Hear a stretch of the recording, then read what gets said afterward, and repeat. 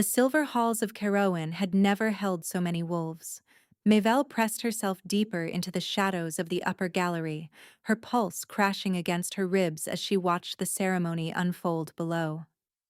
1,000 white candles blazed from the horn chandeliers, casting a trembling golden light over the faces of pack elders, border lords, and common folk who had ridden through 3 days of spring rain to witness this moment.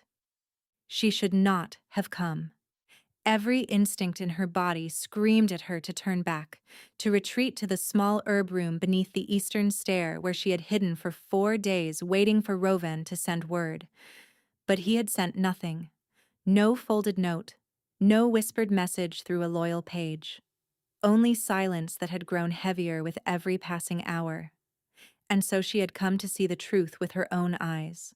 The Alpha King stood on the black stone dais at the far end of the hall, his shoulders squared beneath the ceremonial mantle of gray wolf hide and hammered silver. Even from this distance, Mabel could make out the proud line of his jaw, the dark hair cut shorter than when she had last traced her fingers through it, the stillness in his bearing that made every lesser wolf in the hall tilt their eyes downward in instinctive submission. For nearly a year she had known a different version of him, the man who said her name into the hollow of her shoulder, as if it were a prayer he could not stop whispering. The man whose hand shook the first time he touched her face, as if she were something he feared to break. The man who had pressed his mouth to the half-moon mark on the inside of her wrist, the secret claiming bite he had given her the night he swore before the old oaks that she was the one his wolf had waited for. When the spring council disperses, he had promised her, his breath warm against her pulse, I will stand before the realm and name you. You will be Queen of Carrowin Mabel, and no one will unmake what we are. She had believed him with every part of herself. Her palm moved, almost without her permission, to rest against her lower belly. Another secret grew there, a secret she had rehearsed telling him 100 times in the dim light of her herb room, a secret she had planned to speak into his mouth tonight when he came to her through the servant's door as he always did. Let the chosen approach, the High Warden called out, his old voice rolling through the hushed chamber. Mabel's nails bit crescents into her palms as 4 women in pale gray silk ascended the dais. Daughters of the 4 cardinal bloodlines, trained from their first steps for precisely this moment. At the head of them, with hair the color of pale river reeds and eyes that caught the candlelight like frost over water, walked Andrina of House Ivar. A murmur of approval rose from the gathered nobles. The Ivars had held the northern passes for 6 generations and could field 2,000 sworn warriors within a week. They had been grooming Andrina since she was a child. Mabel searched Rovan's face for any sign of the man she knew. A flicker of softness, a glance toward the galleries. Any hint of the love he had sworn was older than both their lifetimes. His face was carved from winter stone. Rovan, Alpha King of Carrowin, last of the line of Tauren, the warden intoned. You have heard the council of elders. You have weighed the bindings of blood and border. Speak your sealing. The silence stretched long enough to hurt. Mabel stopped breathing. The mark on her wrist pulsed once, twice, a heat that climbed into her throat. Surely he could feel it answering her. Surely he would lift his eyes and find her in the gallery's shadows and say what they had whispered to each other under the oaks. At the far end of the gallery, a guard moved. His lantern swung in her direction, and Mabel ducked lower, one hand pressed flat to the cold stone pillar. The light passed. The guard continued his round. Her breath returned in a shallow, ragged pull. When she lifted her eyes again, Rovan had already stepped forward. Something in his walk was wrong. His stride was too rigid, too measured, as if each step had to be remembered before it was taken. And his eyes, those storm-gray eyes that had always held her like she was something rare and precious, looked past Andrina without landing on her. Past the warden. Past the hall itself. I seal my line. His voice came out flat and strange, to Andrina of House Ivar. The chamber detonated with sound.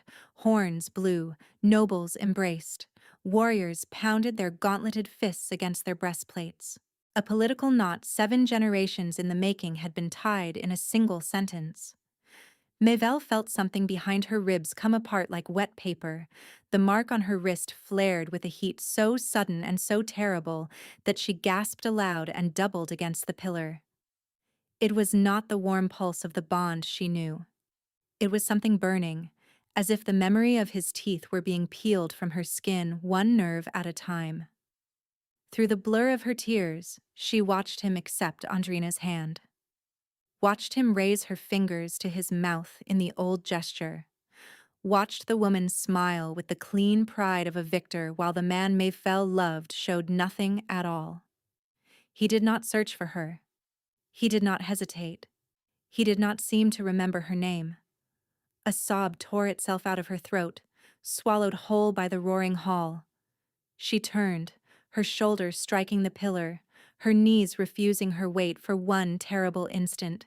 Then she was moving, stumbling, and half blind, through the servants' passage behind the gallery. The back corridors were abandoned. Every servant in Carrowin had gone to watch the ceiling. Mayvel ran through the dim stone tunnels with one hand pressed over her burning wrist and the other curled protectively over her belly. The child, his child, growing inside her while he sealed himself to another. She would not stay in this castle. She would not stand in a crowd and watch him wed Andrina at midsummer. She would not remain where she had believed every word he had ever spoken to her, where she had been fool enough to think a quiet healer from the river villages could ever truly hold the heart of a king. Her herb room was a small square of dim light. She packed with shaking fingers 2 dresses, the small carved elk her grandmother had given her when she was 7, a folded bundle of dried yarrow and silver leaf for the sickness that had plagued her every morning for the last 2 months. She paused at the narrow window. Below, across the city, the first celebration fires were being lit. Somewhere in that blaze of light, Rovin was accepting the toasts of men who had never known her name, and no one, not one soul in all of Carrowin, knew that the Alpha King's true mate was slipping through the kitchen gate with his hair curled beneath her heart. Mayvel pressed her lips to 2 fingertips and touched them to the cold glass. "Live well without me," she whispered to the night beyond. "May she be the queen you needed." She pulled her cloak around her shoulders and stepped through the servants' gate, swallowed by the wet spring dark. She did not see the torch flicker in the high window of the northern tower. She did not see the storm-gray eyes that suddenly, desperately, woke. And she did not hear the howl that tore open the sky above Carrowin 10 minutes later, a sound so raw that wolves in villages a day's ride away lifted their heads and whimpered at nothing they could name. By the time Rovin reached her herb room, Mayvel was already 3 leagues into the rain. 7 years could turn a woman into a stranger, even to herself. The woodcutter's daughter in the village of Briarmoss called her Wren, and the name had long since stopped feeling borrowed. So had the low cottage at the edge of the birchwood, with its mossy roof and crooked chimney and the small herb garden that had grown, season by season, into the most reliable apothecary for 50 miles. The farmers brought her their fevered children. The shepherds brought her their lambing troubles. The old women of the village brought her their grief, and their stiff knees and their small practical sorrows, and she met each with the same calm hands and the same quiet voice. Only the boy knew that her name was not Wren. He did not know what her name was, but he knew, the way children always know, that the name she answered to in the village was not the one she whispered to herself at night. Caelan was 6 years old that spring, 7 by autumn. He had his father's storm-gray eyes and his mother's careful stillness, and he could already name 34 herbs by sight and smell. Mayvel had told him their names the way other mothers told bedtime stories. Fennel for colic, comfrey for bone, mugwort for dreams too heavy to carry. He repeated them back to her in his soft, serious voice, and she felt for a moment each time that the 7 years of her exile had built something rather than stolen it. She did not tell him about the mark on her wrist that had never faded. She did not tell him about the dreams that came most nights, dreams in which a man with storm-gray eyes walked through rooms she did not recognize, calling a name that was hers and not hers.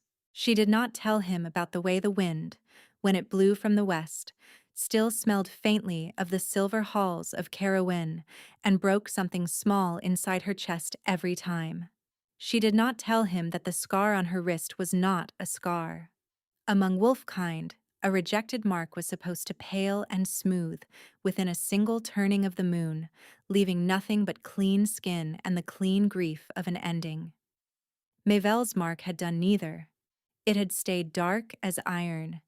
It had pulsed at the strangest hours, quiet and insistent, like someone knocking at a door on the far side of the world. And when the wind came from the west, it burned. She told herself this was only the body's stubborn memory. False hope, she had learned early in her exile, was a slower poison than any she knew how to brew. The morning the world began to find her again started ordinary. Kaylin was sitting at the kitchen hearth, threading dried rose hips onto a length of thin twine, when he looked up and said, "A man came into the square yesterday asking for a woman with a scar shaped like half a moon." Mabel's hands stopped moving over the mortar. "Did he now?" she said, and was proud of how steady her voice stayed. "He was asking the baker." Kaylin's small, serious face turned toward her. "The baker did not know. He gave him bread and the man went away." "What did he look like?" "Tall. Gray cloak. He had a scar on his chin." Kaylin paused, threading another rose hip. "He smelled like wolf." Mabel's stomach dropped so hard she had to set both palms flat on the table. "Kaylin," she said, and she made herself look at him, made her voice ordinary. "If that man comes to the village again, you do not tell him anything about me. Not my name. Not where we live. Nothing. Do you understand me?" He nodded once, the slow nod of a child who has learned that his mother's strange rules always matter. She did not sleep that night. She sat in the small main room of the cottage with a paring knife in her lap and watched the door until the sun came gray through the window. 3 days passed. Then 4. The tall man did not come to the cottage. Mabel began foolishly to breathe again. On the 5th morning, a knock came.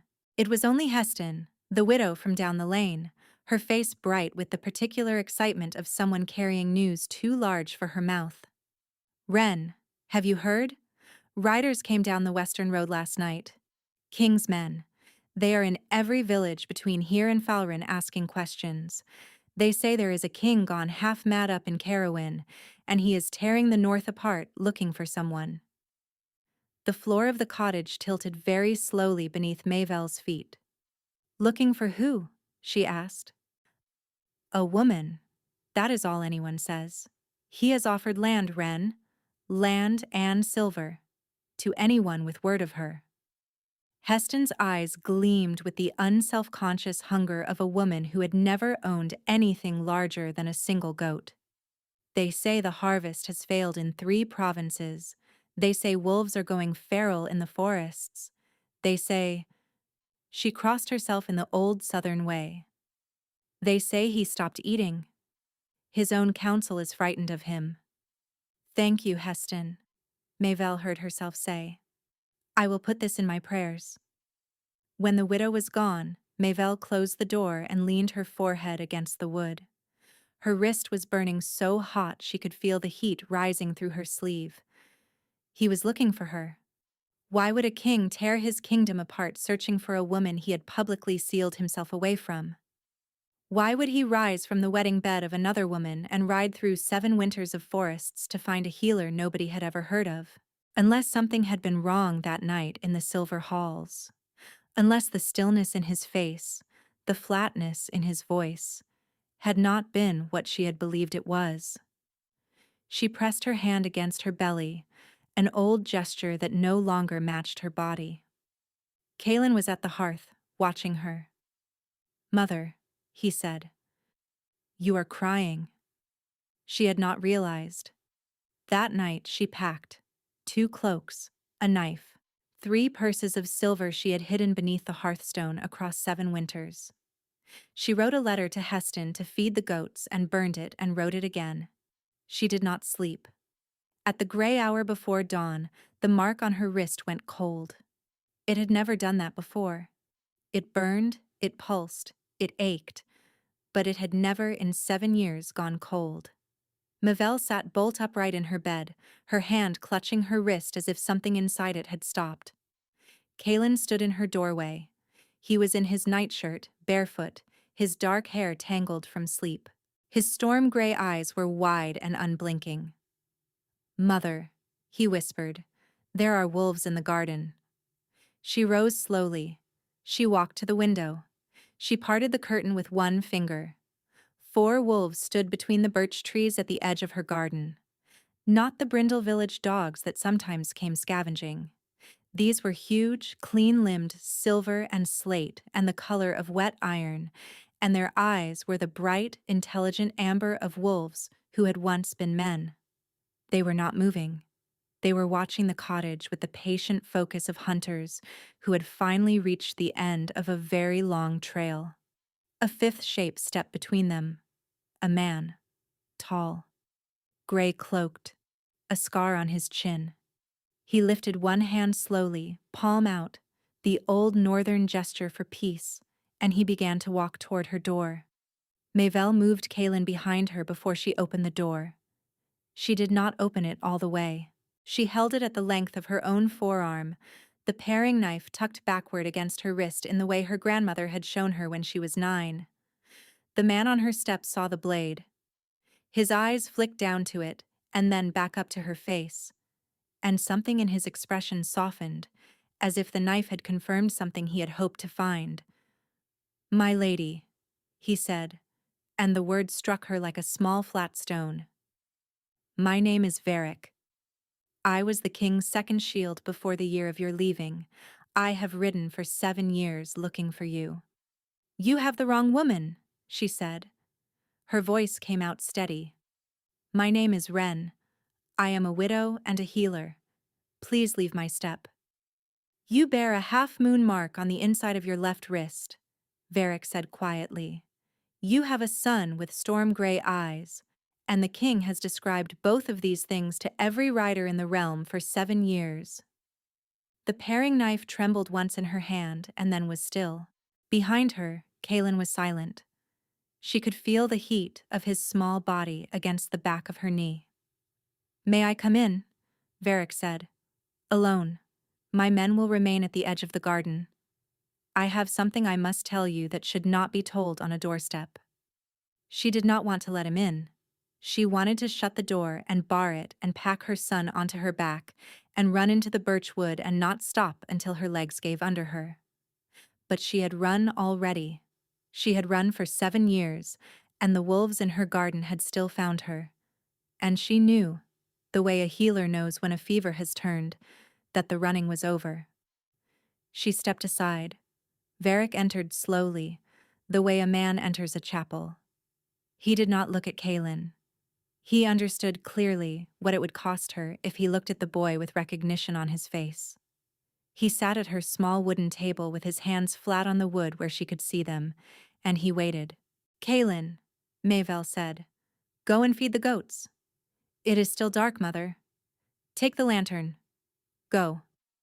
He looked up at her, and she watched her own distrust pass across his face, like the shadow of a bird. Then he nodded, slid his feet into his small boots, and went out through the kitchen door. The latch clicked behind him. Mavelle sat down across from Varric. She did not put the knife away. "Speak," she said. "He did not seal himself to Andrina of House Ivara," Varric said. The room went very still. "I watched him do it," Mavelle said. "From the upper gallery. With my own eyes." "You watched a body wearing his face." Varric's voice was low and steady, a voice that had clearly rehearsed this telling for years. 3 nights before the sealing, the king was given a cup by the High Warden. The cup held oil of silverthroat, a draught the old keepers use on dying wolves to quiet the mind before the end. Administered to a living alpha, in the measure he drank, it does not kill, it hollows. For 9 days and 9 nights after he drank it, Rovintorin walked and spoke and ate and signed papers, and his wolf was not inside him. His wolf was elsewhere, pacing the walls of a cage none of us could see. He remembers nothing of those 9 days. Not the sealing, not the wedding feast, not the first 4 nights of what was supposed to be his marriage. Mayvel's free hand closed on the edge of the table. On the 10th morning he woke, Varric said, and he was himself again. And the first thing he did before he asked for water, before he asked where he was scream your name. She could not speak. We went to your herb room. You were gone. We found the cup you had used to pack your yarrow. We found the small carved elk you had forgotten on the shelf. We found nothing else. Your trail was 4 days cold by the time he was himself enough to follow it. Varric's jaw worked once. He has not stopped looking since. 7 years, Mayvel whispered. 7 years? He married her. He did not, Varric said. The sealing was witnessed, yes. The marriage itself was never consummated. He would not touch her. Even hollowed, even with his wolf caged, something in him knew. Andrina has lived in the eastern wing of the Silver Halls for 7 years as his wife in name and no other way. The High Warden told her that if she was patient, she would outlast you. She has not. Why? Mayvel said. The word came out cracked. Why would the Warden? Because Andrina's mother is his sister. Varric's eyes were flat. Because with Rovin hollowed and bound by oath to an Ivar queen, the Warden's line would have stood one small death away from the throne of Carrowin. One small, tragic, easily arranged death. Mayvel felt her knees want to give. She made them hold. There is more, my lady, and I would rather not tell you the rest on this side of a cup of water, but I do not have the time. Varric reached inside his coat. This was intercepted 4 weeks ago, riding north out of a village 2 days from here. He laid a folded parchment on the table between them. The wax was broken, but the seal was legible. A coiled silver throat vine, the old sigil of the High Warden's house. She opened it. The whelp's mother has been located in the western birch lands. The whelp will be found with her. Remove both before the next new moon. Long silence to House Ivar. Her hand, which had held steady through so much, began at last to shake. The whelp, she said.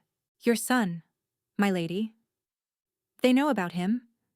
They have known for a long time. We believe they have known almost from his birth. The only reason he has lived this long is that we have known for a long time as well, and we have made certain their hunters reached you second. Varric paused. We did not make it second this time.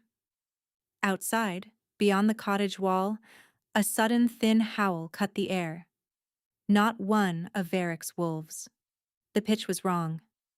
Varric was on his feet before the sound had finished. My lady, where is your son? I sent him to feed the goats.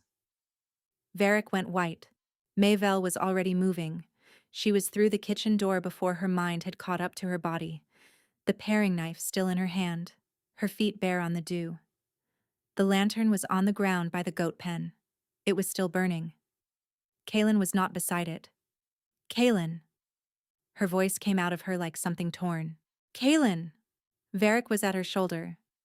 My lady, stand back. Let my men... And then, from the dark tree line, she heard her son cry out. He was not screaming. He was doing something worse than screaming. He was saying in his small, serious voice, Do not touch me. Do not touch me. Do not touch me. Over and over, the way she had taught him to say it if a stranger ever came too close in the village square. 3 shapes stepped out of the birches. Not wolves. Men. Men in soft, dark leather, masked in black cloth, one of them holding her son by the back of his nightshirt with one gloved hand. The boy's small bare feet dangled just above the wet grass. He was not crying. He was staring at Mayvel with the wide, unblinking calm of a child who has understood, in a single instant, that the world his mother had promised him was a lie. The man holding him lifted a short, curved blade to the side of Kaelin's throat. "Mistress Wren," said the masked man, in a pleasant, almost apologetic voice. "Or should we use your proper name? Step away from the second shield. Kneel in the grass with your hands behind your head. Do it now, and the boy will live long enough to see what we do with you. Refuse, and he will not see the sunrise." Varric's hand closed on her shoulder. "My lady," he said, very quietly, "do not kneel." In the same instant, a sound began in the birchwood behind the masked men. It was not a howl. It was deeper than a howl. It was the low, building hum of something the size of a horse moving through underbrush at full run, and it was coming fast, and the mark on Mayvel's wrist, which had gone cold an hour ago and stayed cold, was suddenly, searingly, impossibly, blazing with heat. The masked man's head began to turn toward the sound. He did not finish the turn. The thing that came out of the birchwood was black and silent, and very fast. Mayvel saw the masked man's arm begin to move, the curved blade angling inward toward her son's throat, and she heard herself make a sound that had no word in it. In the same breath, the huge black wolf was across the clearing. It did not leap. It simply arrived, the way a thrown stone arrives at a window, and the masked man and his curved blade were no longer holding Kaelin. They were in the wet grass, and the blade was in the dirt, and the wolf's jaws were closed on the masked man's shoulder, with a sound like a beam of dry wood splitting under rain. The other two masked men turned to run. Varric's wolves came out of the garden for them. What happened after that happened in the dark and was over quickly, and Mayvel did not watch. She was already on her knees in the grass with her arms full of her son. Kaelin did not cry. He pressed his face into her collarbone and breathed in the specific familiar smell of her neck, the way he had done when he was small and woke from bad dreams. His small bare feet were ice. She wrapped her cloak around him and rocked him once, twice, and whispered the same 3 words she had whispered to him for 7 years whenever the world had frightened him. "I am here. I am here. I am here." Behind her, the great black wolf lowered the masked man's body to the grass and stepped back from it. Then it turned. Its eyes were the color of a winter storm. Mayvel had known, from the first moment she heard the sound in the wood, what it was. Her body had known before her mind had. The mark on her wrist was still burning, a heat that matched the heat pouring off the wolf in visible waves in the cold dawn air. But knowing did not prepare her for the size of him, or the silence, or the way his enormous shaggy head lowered when he took his first step toward her, as if he were trying to make himself smaller for her sake. Kaelin, who had not yet lifted his face from her neck, felt her go still and turned. He looked at the wolf. The wolf stopped walking. The two of them, the great dark animal and the small gray-eyed child, regarded each other across 6 feet of wet spring grass. Kaelin did not flinch. The wolf did not blink.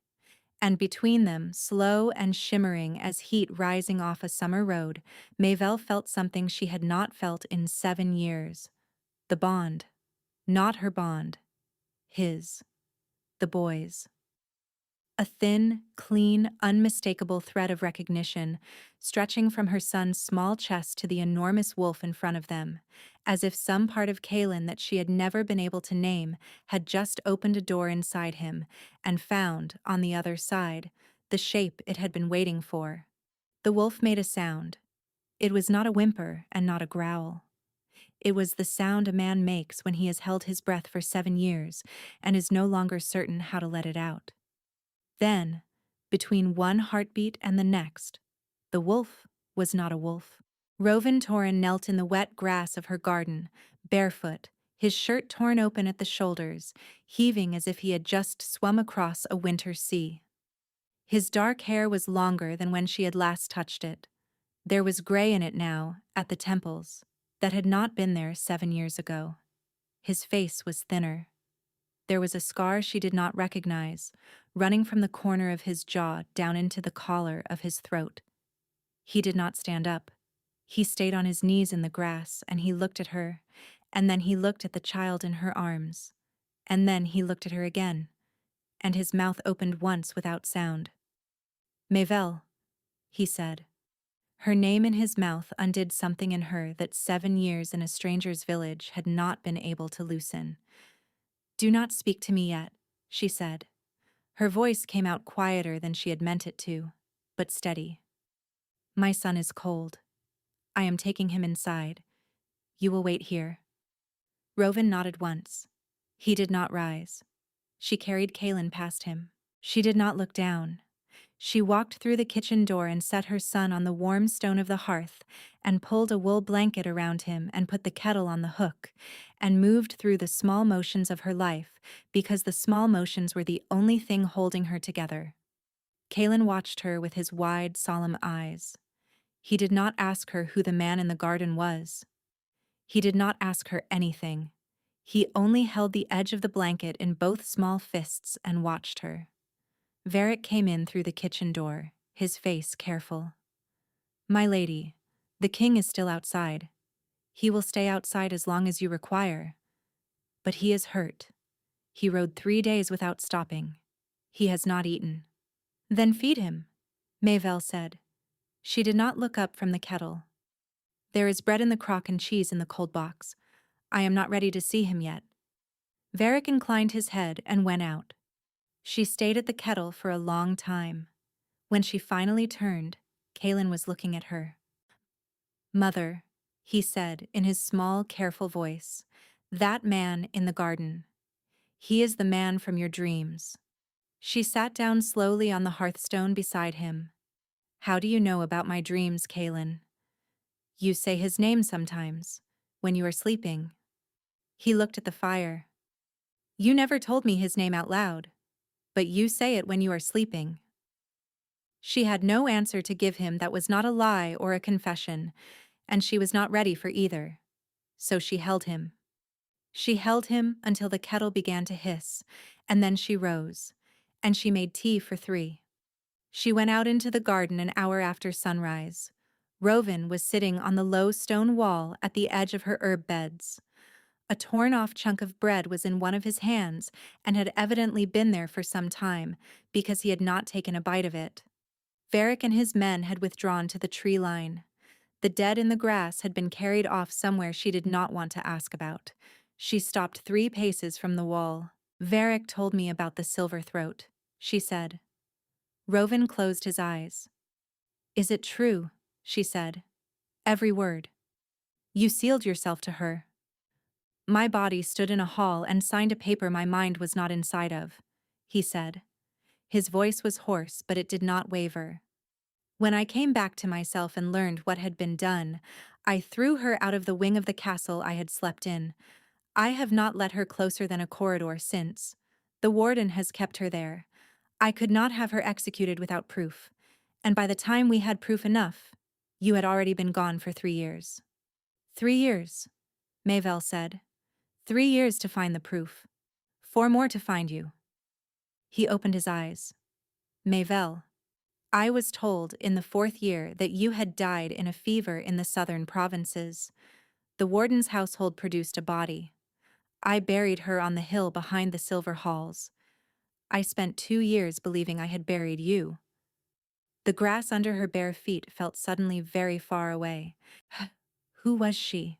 Mabel whispered. A village healer the warden had murdered for the purpose of the lie. I did not learn that until last winter.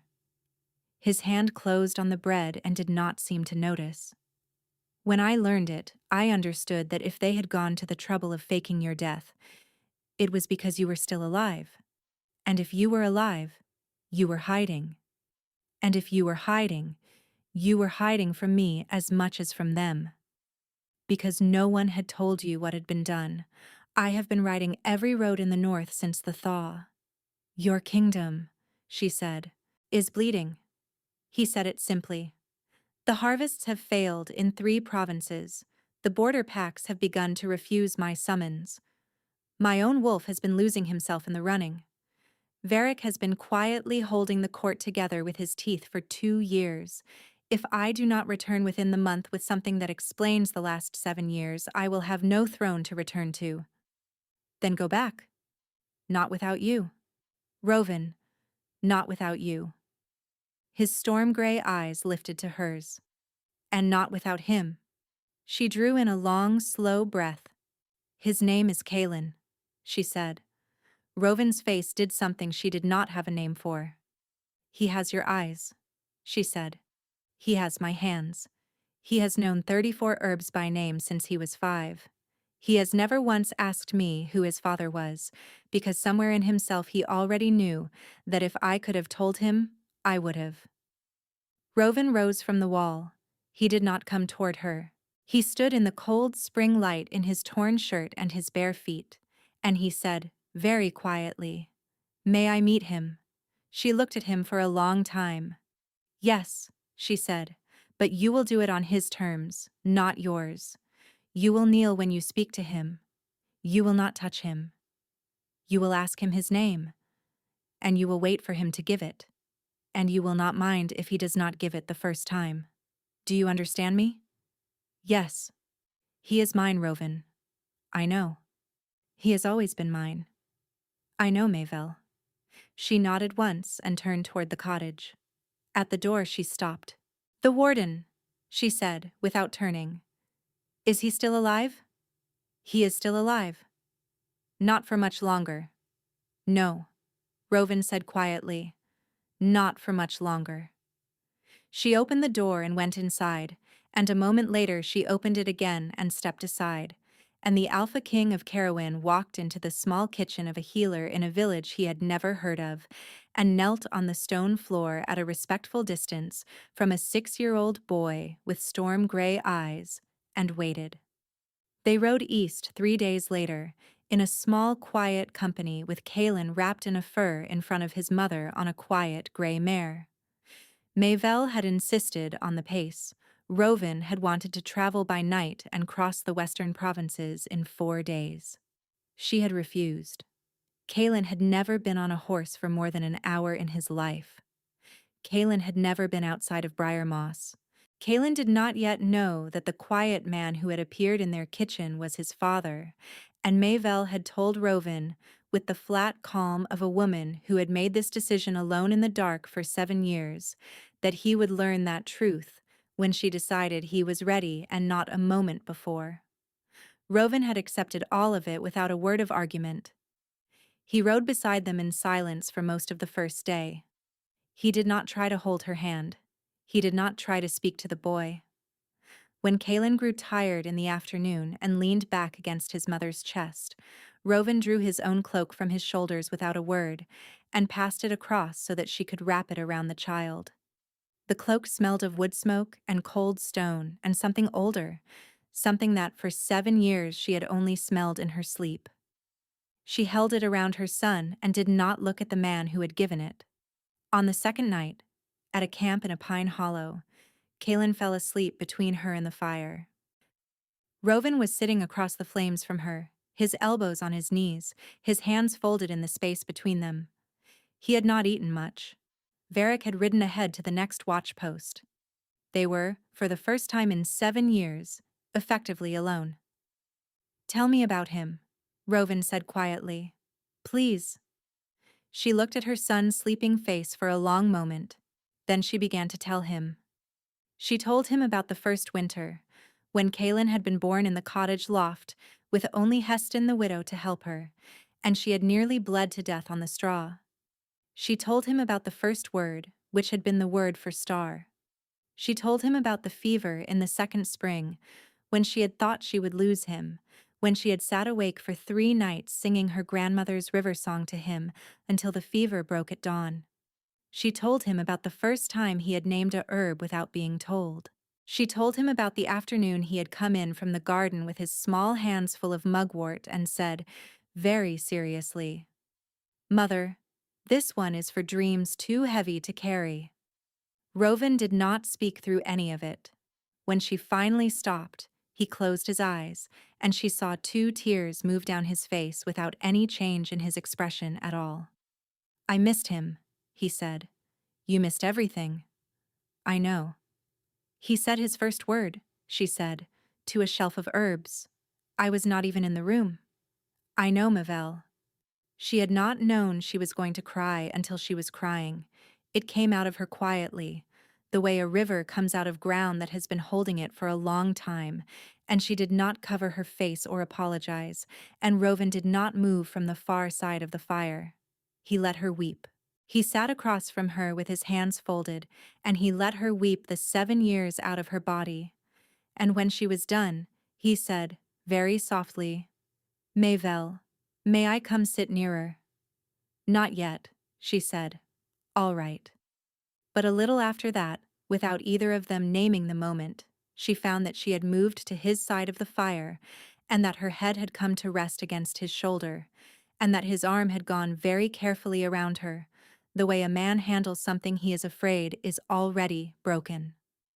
Kaelin slept between them and did not wake. Rowan did not try to kiss her. He did not try to speak. He only sat with her in the dark and breathed, and after a long time she felt the mark on her wrist, which had burned for 7 years and gone cold for an hour and then burned again, settle at last into something like warmth. On the 4th morning, they came over the last ridge and saw the silver halls of Carrowin in the distance. Smoke was rising from the southern quarter of the city. Rowan reined in sharply. Varric came galloping back up the road a moment later, his horse lathered, his face the color of wet ash. "My king," he said, before he had even stopped. "The warden has moved. He took the inner keep at dawn. He has 50 hostages in the great chamber. He has named a regency in your absence. And my king, he has—" Varric stopped. He looked at Kaelin, then at Mavelle. "Speak," Rowan said. "She has a right to hear it." "He has published a proclamation," Varric said. "Under his own seal. It declares the existence of a false whelp sired by a usurper on a common woman. It names the boy. It names the village. It calls for his death as a threat to the true succession. My king, the proclamation went out 6 days ago, to every village between here and the sea." The blood left Mavelle's face in a single beat. "They named him," she said, "in writing. Everywhere." "Yes, my lady." "Then there is nowhere to hide him now." "No, my lady." Rowan's hands on the reins had gone white. "There is something else," Varric said, more quietly. "Among the hostages in the great chamber, the old woman, the widow from Briarmoss, Heston. The warden's men took her from her cottage 4 days ago." Kaelin, who had been quiet in the saddle, made a small sound. "She fed our goats," he whispered. Mavelle closed her eyes. She had led them to Heston, by leaving, by the fact of her absence. The warden had swept up the small good woman who had once helped her bring a child into the world on a loft floor, and the warden had done it because he had known, somehow, that the widow's name would mean something to her. Mavelle opened her eyes. "We ride now," she said. "Not tomorrow. Now." Rowan looked at her. Something in his face, for the first time in 4 days, allowed itself a small, grim smile. "My queen," he said. And the small, quiet company went down from the ridge at a hard gallop toward the burning city, with the boy held tight against his mother's chest and the Alpha King riding at their flank, and the mark on Mavelle's wrist burning so hot and so bright that she could feel the answering fire of it through the cloak of the man beside her. 2 halves of an old broken thing drawing together at last across 7 years of winter. The outer wall of Carrowin fell before midday. The warden had expected loyalty from the king's own guard and had received 1/3 of what he had counted on. Varric had spent 7 years placing quiet men in quiet positions, and those men, When the true king rode up to the western gate with his mate and his son, opened the gate from the inside without being asked. The fighting that followed in the outer city was brief and ugly, and Mayvel did not watch it. She sat with Kaelin in a small stone guardhouse near the gate, her arms around him, her cheek pressed to the top of his dark head, and she listened to the sounds of wolves retaking their own city, and did not permit herself to think about any of the individual sounds inside that larger sound. Rovan came back to the guardhouse at noon. There was blood on his collar that was not his. He knelt in front of Kaelin without touching him. "Kaelin," he said, "your mother has told you that you are safe with me. That is true. I need to ask you to be very brave for one more hour. Can you do that?" Kaelin looked at him for a long, steady moment. Then he said, "Yes." "Thank you," Rovan said. He rose. He did not try to touch the boy's hair or his shoulder. He only looked at him once more, as a man looks at something he intends to keep alive, and then he turned to Mayvel. "The warden has barricaded himself in the great chamber with the hostages," he said. "Heston is alive. He has not yet begun the executions. He is waiting for me. He wants to negotiate. He knows by now that I have you." "He will not negotiate," Mayvel said. "No. He will try to kill you both in front of me." Rovan's eyes were very level. "He believes that if he can break me in the sight of my own court, the court will accept his regency as the only sane remaining option. He has been preparing for this moment for 7 years. Then we will break him first." "Mayvel." He did not move closer to her. "I am asking you not to enter that chamber." "I know you are. I am asking." "I know, Rovan." She rose. Kaelin slid to the floor and stood very close against her hip, one small hand fisted in the hem of her cloak. "I spent 7 years being told what to do by the absence of you. I will not now be told what to do by the presence of you. Heston is in that room because of me. My son's name is on a parchment in every village in the north because I ran. I am not running anymore. Not into a cellar, not into a forest, and not behind you." He closed his eyes for one beat. "Yes," he said. She knelt down in front of her son. She had promised herself in the long ride of the last day that she would do this before she went through any door from which she might not come back. She took Kaelin's small, serious face between her hands. "Kaelin," she said, "I want to tell you who the man in the garden is, before I go into the big room." Kaelin's storm-gray eyes did not waver from hers. "He is your father," she said. Kaelin did not speak. "He did not know you were alive. People lied to him for a long time. He has been looking for us for 7 years. He is a good man, Kaelin. He is your father, and he is a good man. And if I do not come back out of the big room, you are going to go with him, and he is going to love you for the rest of your life. Do you understand me?" Kaelin nodded, once, slowly. "I love you," she said. "I love you, Mother," he said. She rose. She did not look at Rovan. She did not trust what her face would do if she looked at him. She walked out of the guardhouse and through the courtyard and across the stone bridge and up into the silver halls of Carrowin for the first time in 7 years, and she did not look back. At the great chamber, she stopped. 2 of the warden's men stood at the doors. They did not speak. They opened the doors. The chamber was long and high-raftered and lit by the cold gray light of morning through the tall windows. The hostages knelt in a line down its center. Heston was among them. She was smaller than Mayvel remembered, and her hair had gone entirely white, and when her eyes found Mayvel's across the chamber, she began to weep without a sound.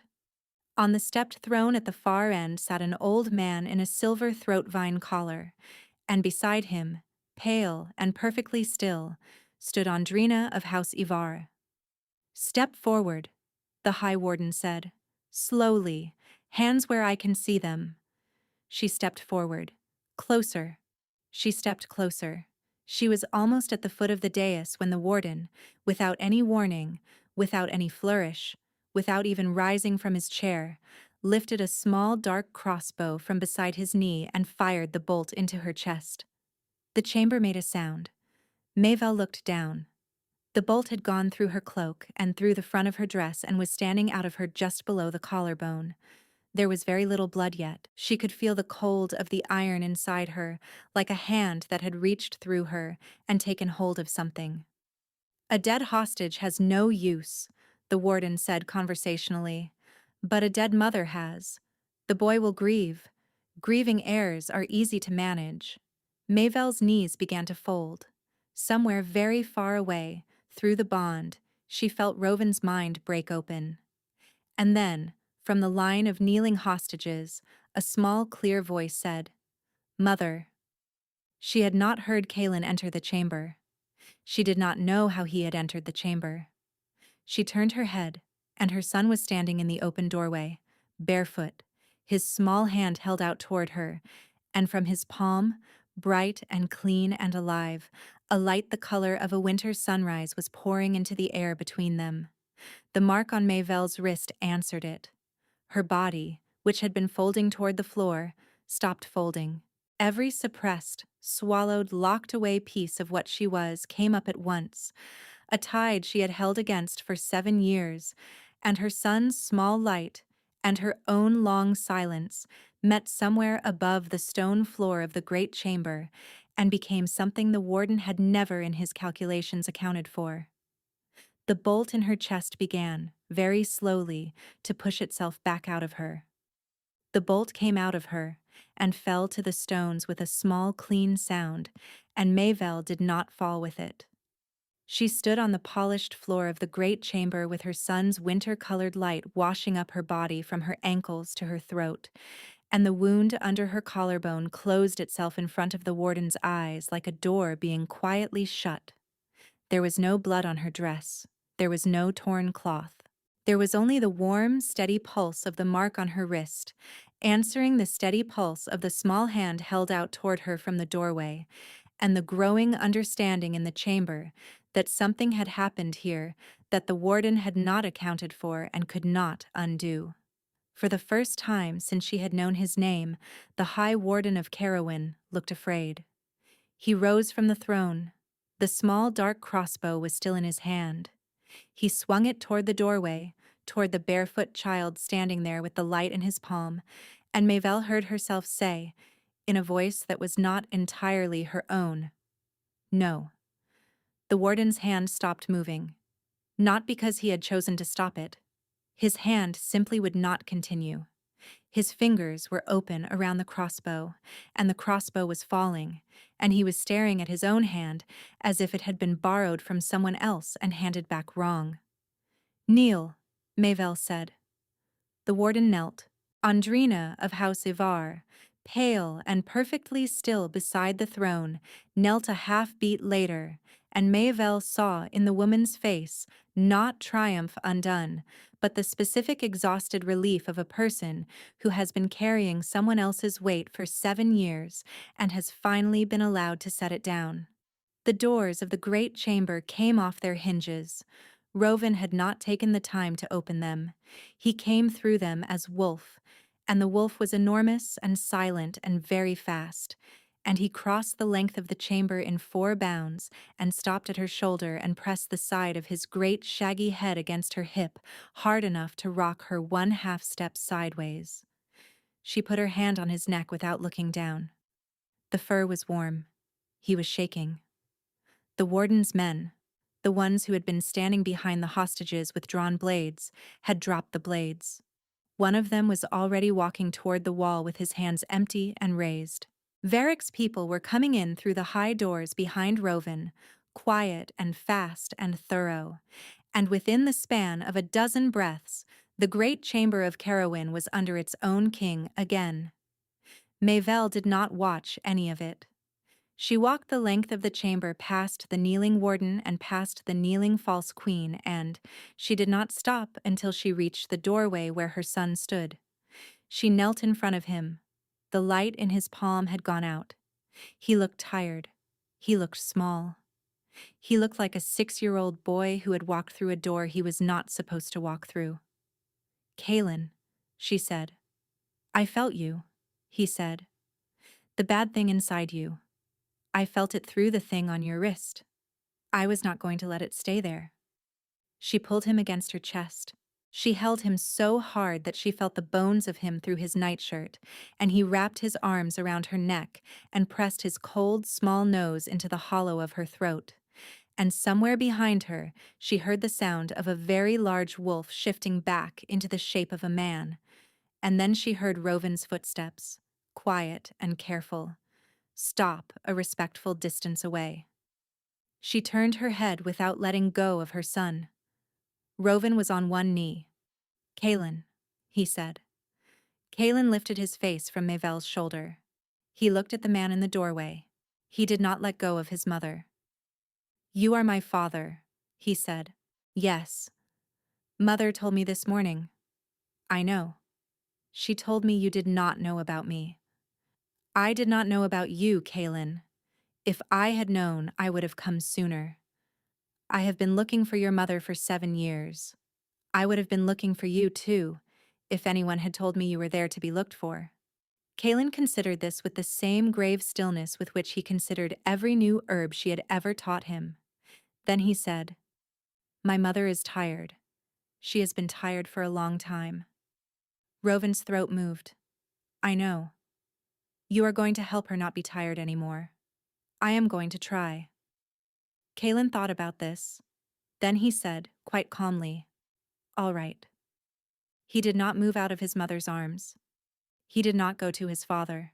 But he reached one small hand across the space between them, and Rovin, who had clearly learned at some cost in the last days what was his to take and what was his to be given, extended 2 fingers and let the boy curl his small hand around them.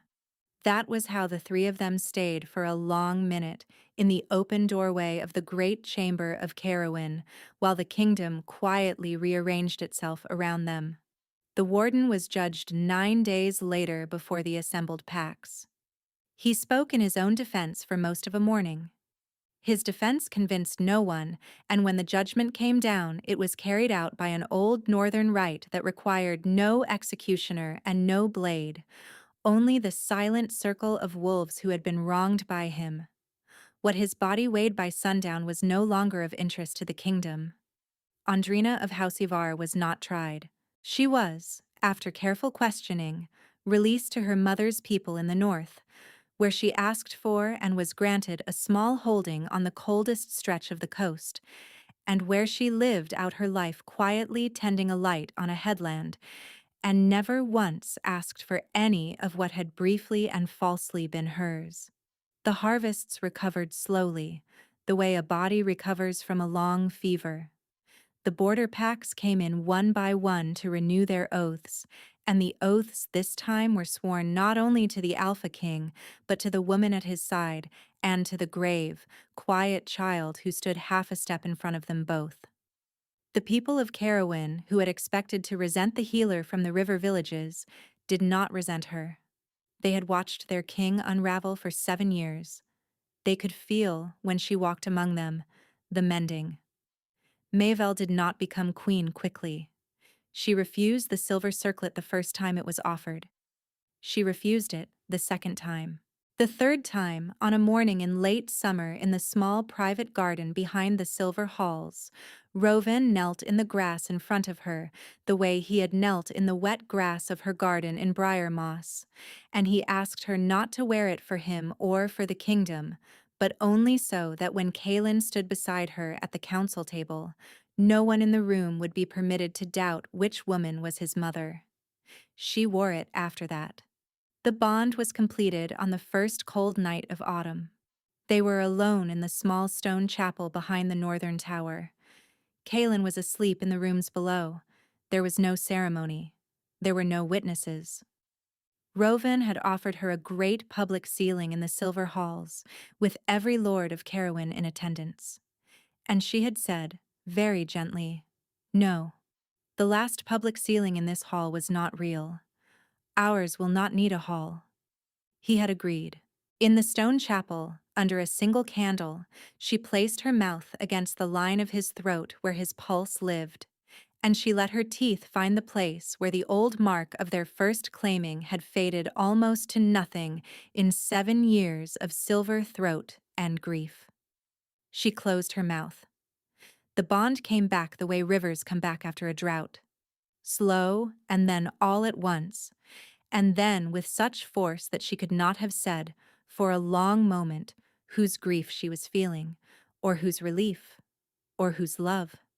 She saw the silver halls through his eyes on the morning he woke. She saw him waking in a bed he did not remember going to, with a woman in the next room he did not remember marrying, and she saw him cross the floor in his nightshirt and stand in the corridor and begin to call her name in a voice that kept rising in pitch until it was not a voice anymore. She saw him throw Andrina of House Ivar out of his wing in the small hours of that first bad morning. She saw the 7 years of searching, the nights he had not slept, the way his wolf had begun to wear down inside him until Varric had begun to hide the long knives from his rooms. She saw the small false grave on the hill behind the silver halls that he had kept for 2 years, and the morning he had learned it was false, and the specific sound he had made when he had learned it. He saw her too. He saw her on the straw of a loft in a village he had never heard of, bleeding and alone, biting down on a strip of her own cloak, so that Heston the widow would not hear her cry out. He saw the first word, the first fever, the first herb named in the boy's small, serious voice. He saw the nights she had sat by the hearth and whispered his name into the fire because she had believed, for 7 years, that whispering it to fire was the only safe place left to say it. He saw, at the very end, the morning 4 masked men had stood in her garden, and she had stepped between them and her son, with nothing but a paring knife in her hand, because that was the shape she had made of herself in the long absence of him. When she drew her mouth back from his throat, they were both weeping, and neither of them was ashamed. "I am sorry," Rovin said, "for all of it. I know. I will spend the rest of my life being sorry for it. I know, Rovin, but you will also spend the rest of your life with us, and that is worth more than the sorrow." Kalen was 9 years old the first time he shifted. It happened on a bright, cold morning in the orchard behind the silver halls, where his father had taken him to teach him the names of the apple varieties. One moment he was a small, serious boy reaching up for a low branch, and the next he was a young gray wolf with storm-colored eyes sitting startled in the grass, with one of his own small boots still half on his hind foot. He looked up at his father with an expression of such complete offended dignity that Rovin sat down in the grass beside him and laughed. For the first time, anyone in the silver halls could remember him laughing in a decade. Mayvel watched them from the kitchen garden. Her hand was on her wrist without her noticing. The half-moon mark had healed, across the long autumn of the bond's completion, into a small, clean silver scar that did not hurt, and did not burn, and did not pulse anymore. It simply sat there on the inside of her wrist, quiet, like a small closed door that no one needed to open again. Later, much later, when Kalen was grown and there were 2 younger sisters running half-wild through the orchard, and an old friend of the family named Heston had moved into a warm stone cottage at the edge of the kitchen garden, Mayvel would sit in the evenings on the low wall behind the silver halls and watch the lights coming on in the city below, and she would think sometimes about the girl who had run out of the servants' gate on a rainy spring night 7 lifetimes ago. She would not pity the girl.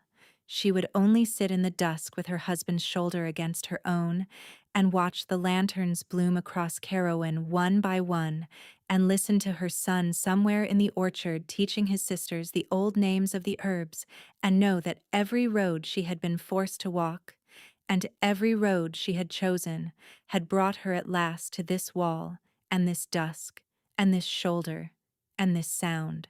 The wolves of Carrowin lifted their voices in the hills above the city as the last light went. It was not a howl of grief. It had not been, for a long time. Thank you so much for listening. I hope you enjoyed this story.